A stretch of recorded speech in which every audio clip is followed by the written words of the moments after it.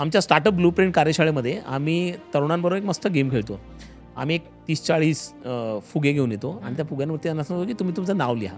सगळ्यांना आपापलं नाव लिहितात. मग सांगतो की आता तुम्हाला तुमच्या नावाचा फुगा त्या सगळ्या 30 जे फुगे ठेवले त्याच्यातनं शोधायचा आहे. बरेच ओलाकोल मासले बाजार होतो. अर्धे फुगे फुटतात त्याच्यामध्ये.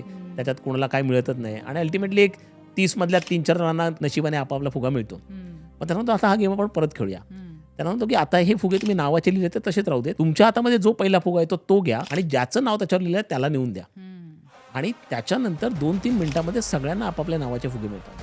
त्याच्यातनं शिकतात काय ते लोकं? एक पहिली गोष्ट म्हणजे आपण स्वतःचा हॅपीनेस शोधण्यापेक्षा दुसऱ्याला जर का हॅपी केलं तर दुसरे सुद्धा तुम्हाला हॅपी करू शकतात. दॅट्स अ इंटरेस्टिंग थिंग की आपल्याला हॅपी करण्याची पॉवर आहे ती वापरणं अत्यंत गरजेचं आहे. दुसरी गोष्ट प्रत्येक वेळी कॉम्पिटिटिव्ह सेन्सनेच सगळे रिझल्ट्स अचीव्ह होतील असं नाही. तुम्हाला collaboration will give you far better results. आयुष्यभर आपल्याला कॉम्पिटिशन कर कर कर म्हणून शिकवलं जातं पण अल्टिमेटली तुम्हाला ग्रेटर रिझल्ट्स कोलॅबरेशनने मिळतात. हे ज्यावेळी उद्योजक म्हणून त्यांना कळतं ना त्यावेळी मग त्यांचं स्टार्टअपमध्ये आपण किती किती लोकांशी कोलॅबरेट करू शकतो हा विचार करायला ते लोक सुरुवात.